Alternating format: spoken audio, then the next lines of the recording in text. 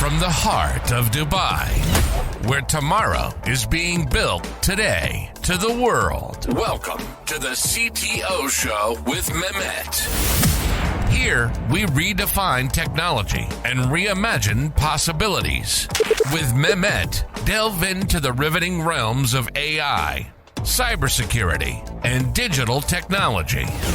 Experience the thrilling highs and lows of startups. Immerse yourself in the spirit of entrepreneurship and witness the future of business innovation being written in real time. Now, without further ado, let's tune in and explore the future. Hello and welcome back to a new episode of the CTO Show with Mehmet. Today, I'm very pleased to have with me Asim. Asim, thank you very much for joining the podcast today. The way I like to do it, I give it to the guests to introduce themselves. So the floor is yours. Thanks very much. Thanks for having me on this podcast, and I'm looking forward to this conversation. So, to introduce myself, my name is Asim Siddiqui, and I am the co-founder and the CTO at TechRevel. And to introduce myself, it is like I grew up in Pakistan, and I got my degree, computer engineering degree, and from the Now University. Then I pursued my MBA, and during that, I did not really learn much because I was more towards the computer programs and the software development. But when I climbed towards the leadership role, then I figured out like how important to apply the marketing and financial and other aspect, which I learned during the MBA. So I've been always been like really fascinated about the computer programs and software development, and that's has been always my passion. So from the last 16 years, I have been working in the same space and work on a different capacity and different role. And 6 years ago, like I founded my own organization, and since then we have been working and one of the top digital transformation company right now. That's great. And thank you for being here today, Asim. Now, the first thing, I always get interested about the journey. So what inspired you to, found Tekrevol, and how has the journey been so far? So, like I have always this thing in my mind, like I wanted to do this before, when I spent around 4 to 5 years in this. Is that I knew that I had to do something by my own. It is not about just working for yourself, but like I always had this perspective, like I would like to see it from a much bigger perspective. And I had this drive, but I figured out like most of the companies I have worked in the past before, they were like for the very short-term goals, and they were not really driving the values to the customer the way it should be. So the drive was always there, and I was just waiting for the right opportunity, and it happened with the Tekrevol. So it is like kind of fun, like not a funny story, but like very interesting story. Like the company I had been working, like one of the like biggest company in Pakistan, I was working with them, and I was doing really well in my life. And all of a sudden, like this company just found itself in the middle of the crisis due to some news broke, and along with me, like thousands of employees got just lost their job. And this is what I did not like about my future, that how could this happen to me? And this is where I decided to take matters in my own hand, and I started working to for the inception of this company. Then I found my co-founder Abir Raza, and we were both doing fine in our despair, but he is not really happy because of the same short-term goals. And this is where we decided that we should start something by our own, and decided to provide more value. And we saw the gap in the market, and that's why this is how TechRevel came into the existence. And since then, journey has been amazing, and we have been climbing ladders and winning a lot of awards. So it's been a really, really interesting journey. Little bit of bumpy road, of course, but the nice one, good one. That's of course, there's nothing that is always easy. Now, Asim, if you can tell me a little bit about which technologies, you focus more on, and what are the changes that you are seeing in the tech space? So the technology, like anything under the technology umbrella, like I'm all up for that. And it's like specific to the Tekrevol will be our digital transformation company that we help businesses to transform, innovate, and disrupt. So like whether it's a mobile application or maybe metaverse or maybe a blockchain application or it could be an artificial intelligence. So we are helping businesses in all different spaces right now. And whenever it comes to provide more value and it comes to solve the bigger and the complex problem, we are all up for that. So we are not specific to one technology, but yes, we have been specialized, like specialized in the mobile technology the most, and then CRM and ERP applications as well. And Mhm. like apart from that, like when you talk about the impact of the technologies and like how the things are have been moving, then of course uh, two technologies which I have been inspired the most in the last 1 decade. Of course, the blockchain technology. I'm really in love with this technology just because this is the first time something really inspired me after a very long time. And the reason is the kind of transparency, the kind of trust, and then like the transactions handling is being done through the blockchain. It never happened that before. So it opens a lot of new doors for the companies and the organizations, and even with, like if you talk about removing the intermediaries between these kind of flows, then I think blockchain has put like a really good impact throughout the trust and the transparency factor. And of course, the number two is uh, artificial intelligence, and it is like really impactful and exciting. We have been learning a lot, like everybody is learning a lot about artificial intelligence, and like a lot of tools and a lot of new advancements are being happening on the daily basis. And like I feel like it is the best time, like I as a CTO, like enjoying the innovation and the new uh, things are being added and in our digital umbrella on the daily basis. So it has a lot of potential, and it has changed our life completely.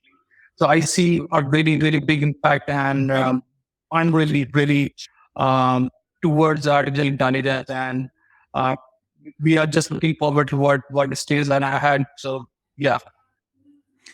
Great. So talking about artificial intelligence, Asim, like a lot of talks, a lot of people, have different opinions. But from a CTO perspective and deep technical knowledge that you have, are you seeing,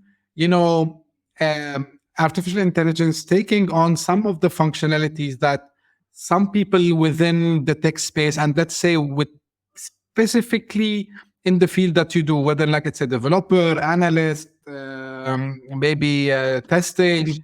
So are you seeing, AI replacing completely, or are you seeing just another, as they are calling it, it will empower us? What is your take on this? Yeah, I think there is quite like one of the common question I normally get inside my organization, and whenever I go out, people talk about that, and they have this fear of like being replaced by the AI. So I always tell them that you don't need to worry about AI being replacing you until you adapt and you learn things quickly. It is like just like when the calculator was introduced or the computer was introduced to the human, then everybody had that fear that the human will be replaced by the computer, but eventually you were able to produce more jobs just because you had to learn the different ways of using that thing towards your uh, achievements or accomplishments. So like it is the same thing. Maybe yes, there are few very odd jobs that can be replaced completely by the AI, but people should learn. People should adapt about the advancement of the AI. So in my organization, like I took this job like 6 7 months ago when like ChatGPT was introduced, and I had like very detailed training session to my own developers. Like every domain of the organization, not only the developer, but the marketing, but the QA, maybe the business analyst. Like I encourage everybody to like start using those tools and to not shy away that why you are not using it. I think you should find yourself stupid if you don't be doing it, because it is the way to enhance your productivity and efficiency. And at the same time, the time which you are saving with this, of course, you have to use your brain, like where the human brain is involved, if the human brain is required, like you should be spending more time on that. So you should not be worried about like being replaced by that. You should be only worried if you are not adapting, if you are not uh, uh, embracing yourself with the new technology, with the new trend, then you should be concerned about it. Otherwise, I see a lot of new things happening. I see a lot of more opportunity being created, being offered to the people. It is just about adjustment and adapting. Great answer, Asim. Now, you talked at the beginning, and when you were doing the introduction about yourself and the company, you mentioned digital transformation, right? Now, matter of fact is that although like digital transformation is still a buzzword, we've been seeing people reluctant, or let's say still hesitant, still slow in doing this, and now all of a sudden the AI come on top. So how do you think this the introduction of these new AI tools will push companies to be more agile and more fast to adopt the change? Of course, I think this is like another very common problem which we normally encounter with our customers, and especially when the customers are not really tech savvy, or like they are kind of layman in these domains. Then it is our responsibility to educate them, to let them know how to solve these problems and how these tools are more effective in like streamlining their business operations, or maybe optimizing their processes. But in all honesty, I feel the problem lies somewhere else. And if you take like very good example of the Apple, then one thing they have always done is to like simplify the technology. And this is where I believe the most, like whenever you talk about implementing or like introducing the new technology, it is all about making it really simple for the people so that they can understand it, and at the same time keep it very, very simple and minimalistic so that they see the impact, they see the result. Do not make them really confused about the jargons, about the technology, and being bombarded with the new words. And they always feel like, yes, we are sending them in some sort of like matrix, and they won't be able to understand something. If you keep it very simple, to the point, and give them this clarity of the kind of impact, output they can produce through these tools, I think they should be like very on to like adopt this technology very quickly, and at the same time, they will be more rewarded towards the result, and in which they have never experienced this before. So if you simplify that all stuff, I feel, and this is what we have done in the past, and this is what we have been doing. And I take this as my responsibility, being a digital transformation company, that whenever I do that, I make sure that it's not about just solving the problem, but making sure that my customer, the industry I'm working with, they are finding it simple, and they can carry it forward without having any big problem, or becoming really technology understanding that, yes, we are not understanding it. Make it simple. And I think that companies should understand, and they have been like those who have took it, those who have embraced it, they are seeing the results now. Great. Now, where are you seeing the mix between these AI technologies and the other technologies that we always used to talk about when it comes to digital transformation? So you mentioned blockchain is one of them. I know that also you do some work around Internet of Things, or IoT. So are you seeing a blending and mixing of these technologies that will also allow businesses to disrupt more and shift their businesses more?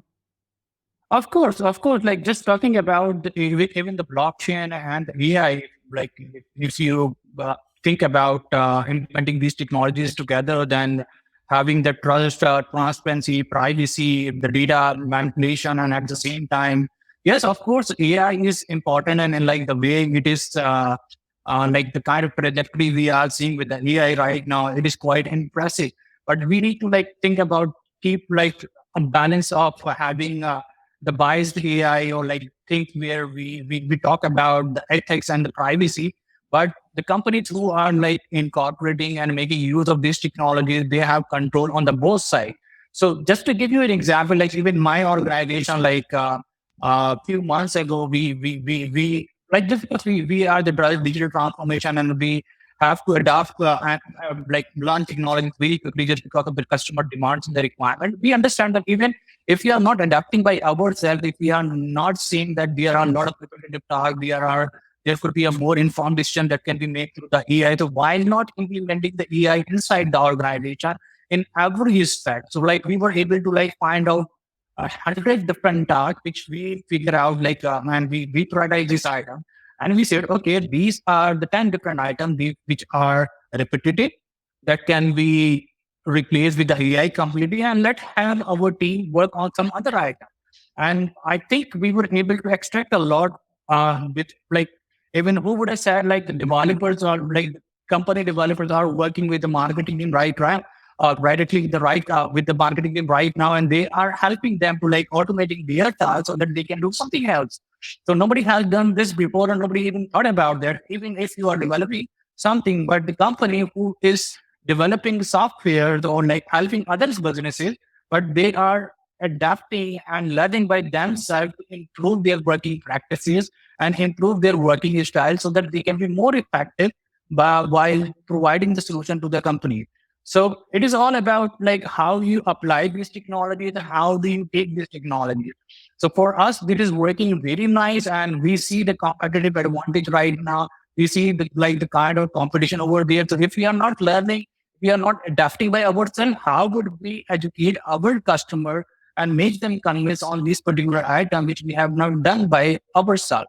So I think using these technologies on the other hand side, like again, if we talk about the blockchain, we implemented the blockchain in our own organization first, and we know like yes, we are solving a lot of problem for the customer, but like there is a concept called red flying in our company where we have given a blockchain crypto based stock to our employees so that they can have more loyalty with the organization and how they can move forward and how can keep those stock in their hands so that if we are spending more time with the organization, they are being the kind of stakeholder with the company. So like we are leveraging the technology by ourselves.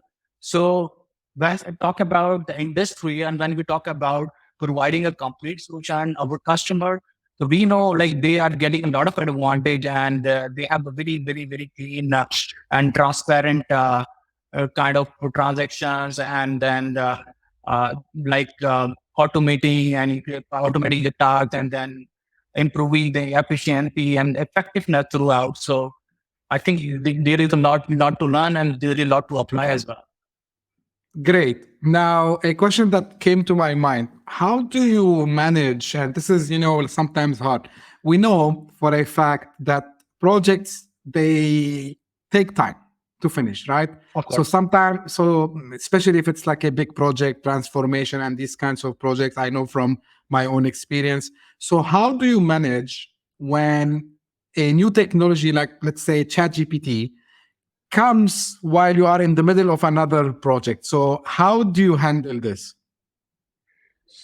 So I think it is of the resilience nature of a developer. Like I came from the same background, so I know like I have to learn all the time. And whenever I am exposed with any new technology, any new tool, I always do that. And it is like one of the core responsibility in my organization to like bring that innovation all the time. So when I talk about comparing myself with all the big companies in the consulting domain, like Accenture, or maybe Deloitte Digital, something like that. So I do look into that and I do follow like what is happening in this tech space. So I keep myself updated all the time, and I try to bring that kind of innovation in my organization always, so that we can get a competitive advantage. And at the same time, we should not be lagging behind what the customer is asking. So if in the middle of the project something is being demanded, even though if I have to put more efforts, if I have to go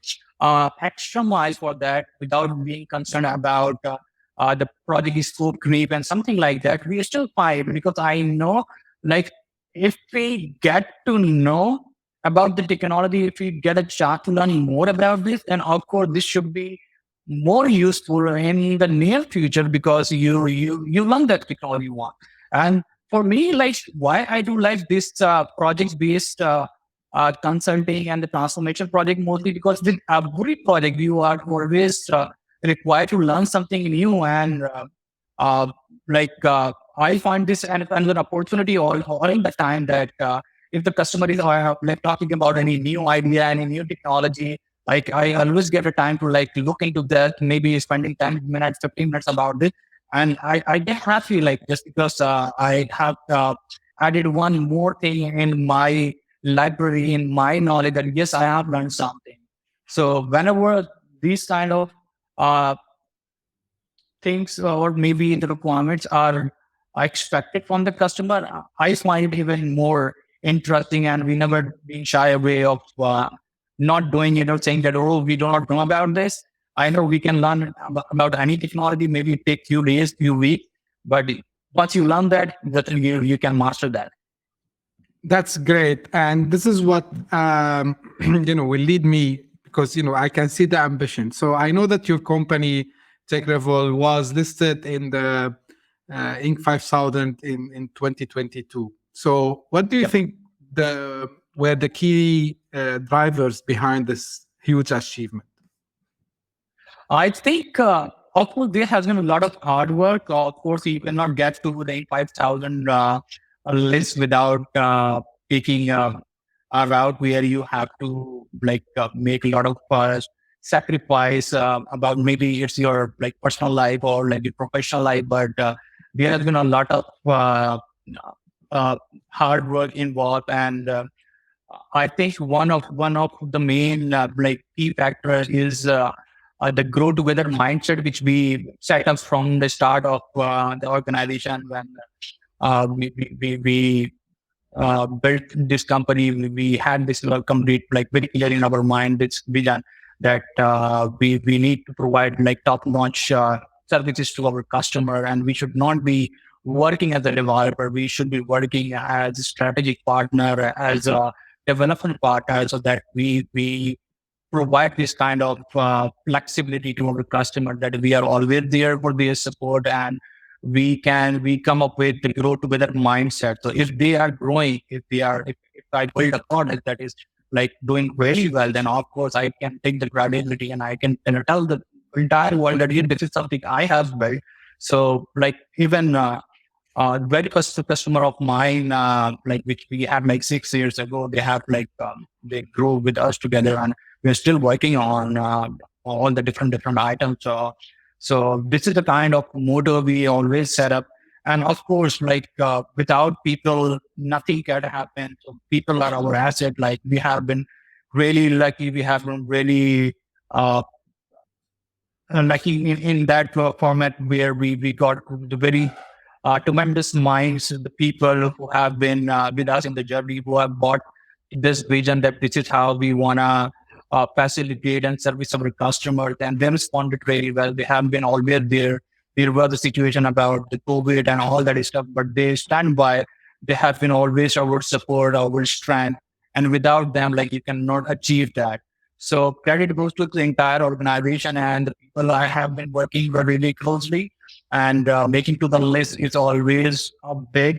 We were among we were ranked around 675 overall, and number 6 in Houston only. So we were able to set up this footprint. It took a lot of time and effort to make and set up that footprint. But yes, the people know us by the name, and now we have been on a very good case study where we were able to develop some very disrupting ideas, very disrupting concepts as well. And we like taking more challenges. So I think it is all about the people and the minds grow together mindset. Great. I'm talking about growth and the mindset. So while I was preparing, I know that there is something you like to talk about, which is calculated risk. So what does that mean to you? And can you share maybe some example of where you did this calculated risk and it led you to a success? So I think risk is always a key factor, especially if you are an entrepreneur. If you are an innovator, then of course you have to make some calculations and and you have to go with your instinct as well, your gut feeling as well, like what you are going to do next. Even when I started the company, even I think was very taken that I didn't know about my future. But of course, I had to take that right because if I wouldn't do that by that time, then I would never do this. So that yes, the calculation is there, but at the same time, if you have trust in your ability, and if you know that yes, you can pull it, then I don't mind. And even I encourage, even in our organization, like this is the kind of mindset we have created where we encourage a lot entrepreneurship a lot, and the people who are having some ideas, like the world changing ideas or that can improve the life in any way, we encourage them. And like in the past 4 or 5 years, we were able to create 6 different CEOs in our organization itself, those who were like the employee at one time. So calculated risk is all about going towards your instinct and at the same time trust on your abilities. If you have done something in I think this is space and you know that you are capable enough to do it. So like I said, like I lost my job, like 5 months I was jobless and I had nothing to do. I still like was able to take that ring. Then I tell the same stories to the people that if I can do that, then anybody can do it, because it is not something, it is not that big, which you will most of the time understand. It is all about uh, what you want to do in your life. If you have a very clear vision and if you want to do something big, you have you have a control of of your destiny in your hand.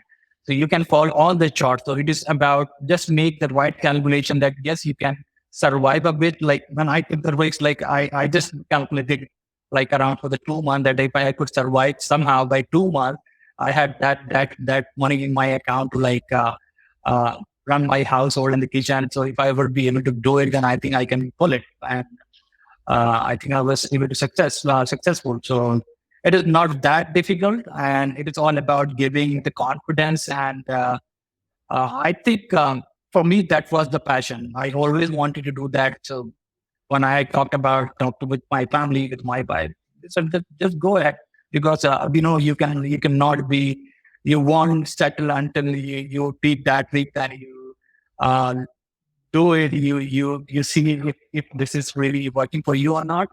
And so far, I never looked behind, and things always came in my way, and we were able to make it work for us. Great, very inspiring, Asim, really. And I agree with you. You need to, follow your gut feeling, as you said. You need to trust, that if really you are onto something. Of course, as you mentioned a few moments back, like it's up and downs, and it's not always like a road full of Yeah, roses. So exactly. 100% I agree with you on this. And you know I like to hear such stories, success stories similar to yours. So just to encourage others also as well, um, taking the same path. If, as you said, they have a kind of a passion of doing something big, or maybe they feel they have a purpose of changing something. And we know, like all big entrepreneurs and successful entrepreneurs, they do this. Now I know, Azim, you do also mentorship. So how do you balance the time between running a very rapid growing company and mentoring other entrepreneurs, and I know maybe sometimes businesses? I think I always find it very easy for me. Yes, there is a compromise always, and I have compromised a lot in my personal life, of course. And but it's still like when you run after the passion, then you have to find your way. And like again, I like by last week, like I was not feeling really well, but even the doctor advised me to take like a rest for the 1 week, 2 weeks, or even more than that. But I said, if I'm not doing the work, then I cannot find my energy back, and I am not really a kind of person to just take a rest and sit somewhere and see what is happening. For me, work is something where I get my energy back. And I like talking to people all the time. And when it is about providing the mentorship, so that is the reason I had built this company. And that's the reason that I wanted to work for other, because I know, especially from the developer's background, I have been working for the vision, for the idea that why the developers are not coming forward to take those kind of things, why they are always stuck with their own journey of being senior developer to junior developer, then they are not heading towards the entrepreneurship. So this is where I have been working a lot and like giving advices and even working on with a lot of people to like go out from your comfort zone. You are not only a developer, you are more than that. Even if I can do that, like if I can learn about the management skill, like I can learn about the finances, entrepreneurship, I can go out there to the world, to the Silicon Valley and talk about the people, and I can observe that, then why don't you do that? So like that's kind of information which I carry, which I transfer to the people who work with me, and they were able to like change their persona completely. They have been more effective people, and they were able to learn that it is not a limiting factor, or you should not be like finding yourself in a one room that yes, you are only a developer. So I wanted to change this mindset, and I developed my own personality on that. And now I'm trying to inspire others to like follow the same, or maybe like they have even more potential, they have more talent than me. And why not pursuing that domain of entrepreneurship, and then make it successful for yourself? Because you know, entrepreneurs are innovators, and I tell them always like all the big stories of Facebook, of Microsoft, like when we talk about this, like all these products were just an idea one time. The entrepreneurs and the innovators like bring those to the life. So if they can do it, then why can't you do it? So like when you do that, when you give them this confidence, then yes, the people learn to you, people listen to you. And if they see my profile, they see like, yes, this guy has been from the same journey. So yes, he understands that, and I try to get onto the same wavelength as well. So like setting up the time and managing is not a big problem. Yes, being an entrepreneur, yes, weekends are the days where you think about the business. Weekdays are the days where you really execute those ideas. So like I never get an holiday or proper off from the work, and that excites me. So like I try to like balance somehow, and it works for me. So I spend like around 14, 16 hours on work, and then 6 to 7 hours with my family, or where I take sleep. That should be enough for me. And it is working quite nice for me. Great, because I think you enjoy a lot what you do, so you don't see it as work actually. So probably Exactly. Asim, like if we want to leave the audience today with something, especially if someone is about to start up something, or maybe someone who already started the journey, you want to give, maybe one or two sentences of advice. What you would tell them? Of course. And I think I already mentioned, especially for the newcomer, like those who want to do something, if you have an idea that like the world changing idea that has a big impact, that can change their lives, just go for that. Do not wait for anything. Uh, uh, it is the right time for doing anything, even in whatever the height bracket you are right now. If you really have this confidence and you think that can change the life, it has a big impact on the world, just do it. And you can have control of your own destiny. You can call it shot, and you understand it. Like maybe it can be like I normally say to the people, do not start business for minting the money only. If you are doing that, you are limiting yourself for your risk-taking abilities and your own self. Do that. Go for the bigger vision. Go for the bigger purpose as well. So again, be an innovator, be an entrepreneur, and I think everything will come to your way. So do not wait for anything. We just go ahead and just implement it or do it, whatever you want to do. Great, great. So, Asim, where can people find more about you and your company? So you can Google my name, Asim Siddiqui. You will find a lot of information about me. I write for the big like publishing platform like ReadWrite, entrepreneur.com, or Inc 5000, Inc.com as well. But apart from that, of course, my social media handles are available on the website, as well as you can find it easily on the YouTube. So you can just Google me or my company. So you will find most of the information over there. Great. I will make sure that I will put your LinkedIn profile at least, so people can find you easily. Anything, Asim, you wish that I had asked you? Anything you want to add before we close? No, I think we were able to like touch on the entrepreneurship side and a little bit of the technology. So yeah, I think that covers most of the stuff. Of course, there are thousands of things to discuss about, but yes, I don't want people to like get bored with the kind of podcast that can be stretched for so long. So if that is informative, very limited, I think that should be enough for me. Yeah, so I don't limit, and everyone, all my guests, they know this, and I think the audience know this. I don't limit the time, but I liked your story, Asim. It's very, I would say, inspiring to reach, the Inc. 5000, and from a humble starter point. So it's really something. I get excited to talk to you, and after we talk. I get like more interesting to know more and more, of course. And this is, why the show exists, is to bring people like yourself, Asif, to the show, and so that everything is possible. Like as you said, it's about the mindset and being the success. So thank you very much for sharing your story with us today. I really enjoyed it. I'm sure that the audience will enjoy as well. And as usual, this is how I end.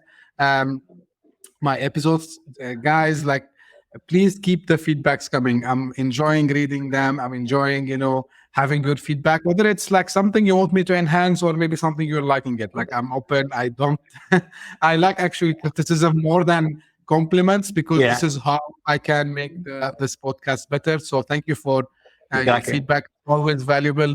And if you are also interested to be a guest, like Asim was a guest today, please reach out to me. Don't be shy, and we can do the arrangement for this. The format is very straightforward and easy. Just it's enough that you have a great story, a great technology related to tech, marketing, anything related to startups and entrepreneurship. I'm very interested to hear more about you. So don't be shy, as I said. Thank you very much for tuning in today, and hope to see you again in a next episode very soon. Thank you. Bye-bye. Hit that subscribe button.